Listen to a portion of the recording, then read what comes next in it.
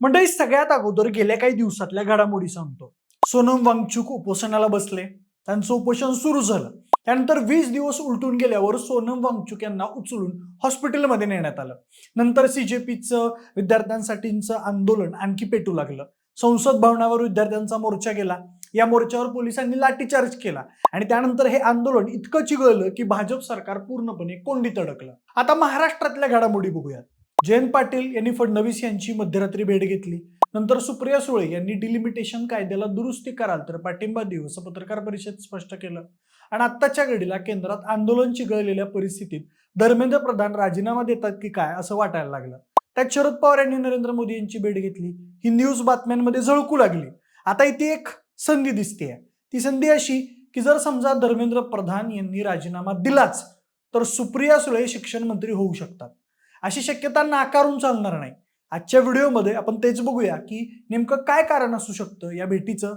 सुप्रिया सुळे केंद्रात शिक्षण मंत्री बनण्याचे काय चान्सेस आहेत, सगळं जाणून घ्या त्या व्हिडिओच्या माध्यमातून. नमस्कार, मी प्रथमेश आणि तुम्ही पाहताय विशेष भारी. मंडळी, दिल्ली पोलिसांनी विद्यार्थ्यांना मारहाण केली आणि तिथूनच सीजेपीच्या आंदोलनाला धार आली. देशभरातून त्यांना पाठिंबा मिळाला. अनेक पक्षाच्या अनेक नेत्यांनी जंतर मंतरवर येऊन आंदोलनाला पाठिंबा दिला. त्यातच देशाचे ज्येष्ठ नेते आणि राष्ट्रवादी काँग्रेसचे शरद पवार यांनी अभिजित दिपकेची भेट घेऊन आंदोलनातील जखमी विद्यार्थ्यांची चौकशी केली.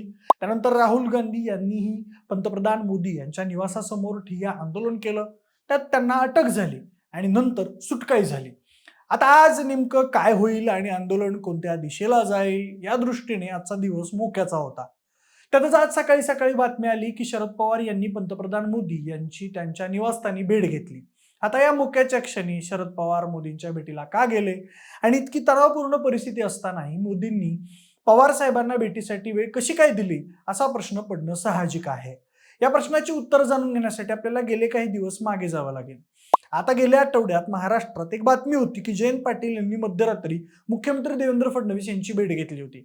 तेव्हा अशा चर्चा सुरू झाल्या होत्या की शरद पवारांची राष्ट्रवादी भाजपासोबत सत्तेत जाणार, जयंत पाटील यांना अर्थमंत्रीपद मिळणार, इथपर्यंत चर्चा कानावर आल्या होत्या. त्यावेळी शरद पवारांच्या राष्ट्रवादी जयंत पाटील आणि सुप्रिया सुळे, रोहित पवार असे 2 गट पडल्याचेही बोललं जात होतं. पण त्यानंतर सुप्रिया सुळे यांनी माध्यमांशी बोलताना सांगितलं की केंद्र सरकारने डिलिमिटेशनच्या बाबतीत अजून स्पष्टता आणल्यास त्यांच्या पक्षाच्या वतीने इंडिया आघाडीसोबत चर्चा करण्यास तयार असल्याचे संकेत दिले होते. त्यांच्या या स्टेटमेंट नंतरही राष्ट्रवादी शरद पवार केंद्रात आणि राज्यातही भाजपासोबत सत्तेत सहभागी होणार असल्याची शक्यता निर्माण झालेली होती. आणि आता आजच्या या भेटीमुळे या दाव्यांना बळ मिळत असून शरद पवार आणि पंतप्रधान मोदी यांच्यात याच विषयावर चर्चा झाली असल्याची शक्यता नाकारता येत नाही. म्हणजे आपल्याला तर माहीतच आहे की एप्रिल 2026 मध्ये केंद्र सरकारने सादर केलेलं 131वी घटना दुरुस्ती विधेयक डिलिमिटेशन रिफॉर्म पॅकेज लोकसभेत मंजूर होऊ शकलं नव्हतं. त्यासाठी एनडीएला 54 खासदारांची मतं कमी पडली होती आणि भाजपाला तर काहीही करून हे विधेयक मंजूर करूनच घ्यायचंय. त्यामुळे त्यांनी त्यानंतर कमी पडलेली 54 मते कशी जुळवता येतील यासाठी झपाट्याने प्रयत्न सुरू केले. त्यासाठी पश्चिम बंगाल विधानसभा निवडणुकीत विजय मिळवताच त्यांनी तृणमूल काँग्रेसच्या 20 खासदारांचा एक वेगळा गट स्थापन करून घेतला. त्यानंतर आम आदमी पक्षाचे राघव चड्डा यांच्यासोबत 7 खासदारही बीजेपीच्या गोटात सामील झाले. एवढं होत नाही तोच महाराष्ट्रातून उद्धव ठाकरेंच्या शिवसेनेचे 6 खासदार शिंदे गटात सामील झाले. म्हणजेच भाजपचे जे डिलिमिटेशनचे टार्गेट आहे त्यासाठी देशभरातून खासदारांची जुळवाजुळव सुरू असलेली आपल्याला दिसून येते. हा मोक्याचा क्षण शरद पवार यांच्या नजरेतून कसा सुटेल? शरद पवार त्यांच्या राष्ट्रवादीचे लोकसभेत 8 खासदार आहेत. हे खासदार घेऊन शरद पवार भाजपाला जॉईन झाले तर त्यांना केंद्र सरकारमध्ये महत्वाची मंत्रिपदं मिळू शकतात.